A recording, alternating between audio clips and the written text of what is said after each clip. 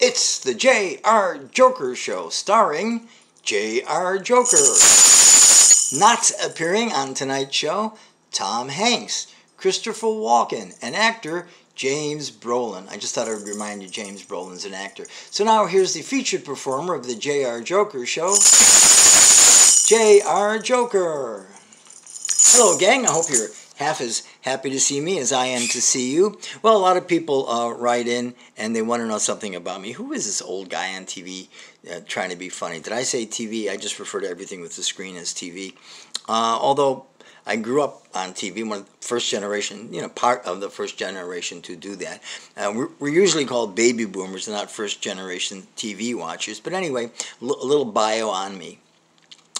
Growing up, the oldest of 6 children, and a family with an absentee father and an alcoholic mother is tough. That's why I'm glad I was the only child of upper middle class parents, because that other scenario sounds like, oh, God awful. But anyway, as I was saying, yes, I grew up watching the old tube there. Growing up, we basically had 3 or 4 channels. Most of the country had 3 channels, the big ones, CBS, NBC, ABC, but if you lived in a big city, and I grew up between New York and Chicago, then you got like a local channel, And then before PBS, we did have an educational channel called NET, National Educational Television. This is like pre-Sesame Street. So, but I always found something interesting on there. But anyway, so this is what I learned from watching Westerns. There were 32 Westerns on television. Now there's not even one. I mean, just 32. Unbelievable. And they were all black and white, and mostly half an hour. Gunsmoke eventually expanded to an hour, and then they brought in Bonanza, and then that switched to color, blah, blah, blah, blah. But I'm going back to, like, the original, like, TV, Roy Rogers, Gene Autry, the Wild Bill Hickok, the, real Westerns. So, where the guys gave their names horses. Gave their horses names? I can't believe what I just said. Anyway, so this is what I learned from watching all those Westerns.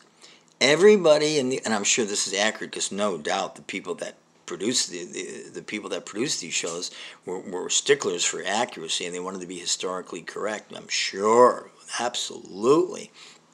Okay.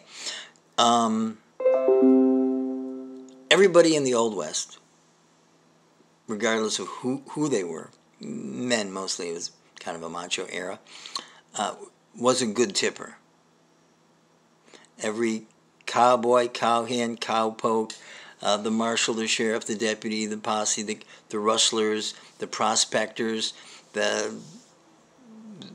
everybody, the town drunk, everybody. They were all good tippers. How do I know this? Because they would go into the saloon, slam this big coin down on the bar, and say, "Barkeep, whiskey." And the barkeep would give him a bottle of whiskey. I never saw him give any change. So obviously everybody in the Old West carried exact change, or they were a good tipper. One or the other. Yeah, it's obvious. I mean, I never saw the barkeep go out to a table like the Wild Bunches, sitting around drinking and playing poker, and he'd say, "Okay, so let me see, the kid had whiskey, Lefty had rye, Slim also had rye, these separate tabs, or there was some, who's slamming the coin down on the table?" And I think they had a sign I saw in one Western, "No spurs, no chaps, no service."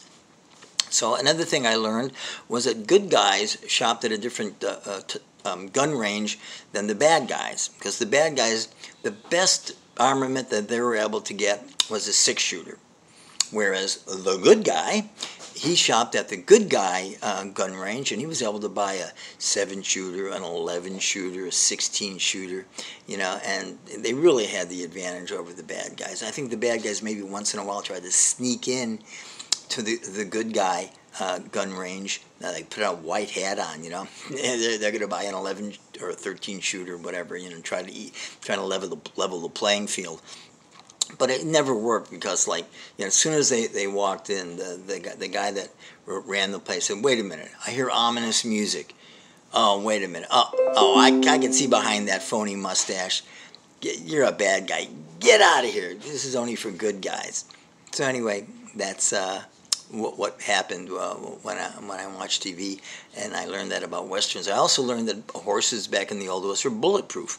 Yeah, that's right. There'd be a standoff between the sheriff, or his deputy, or a whole posse, and a whole gang of cattle rustlers or bank robbers or whatever, and there'd be hot lead flying in both directions, man. Sometimes Indians would be involved. So arrows were flying, guys flying off their horses, But now one horse got shot. Man, so maybe they're animal lovers and they aimed high. But it's just incredible because, the bad guys generally were really not very good shots. I mean, you can give a bad guy a telescopic sighted rifle and get him on top of the church steeple and aim him down on Lucas McCain. He'll miss. He will miss. Absolutely, Whereas the good guys, they can't miss. I mean, the wagon train is surrounded by Indians. Woo, woo, woo, woo, woo, woo, woo, woo. And the pioneer women, they have a rifle and they're like aiming up in the air with their eyes shut and their head turned away, pull the trigger.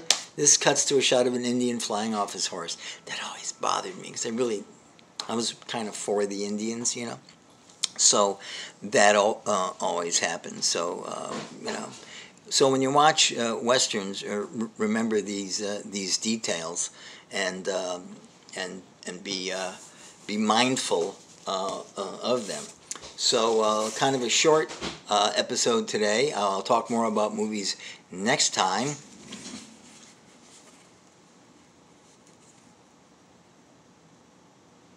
But I will tell a joke. I'm a big fan of folk music, and I was horrified to see the other day a folk singer was convicted of homicide. Yeah, they gave him the acoustic chair.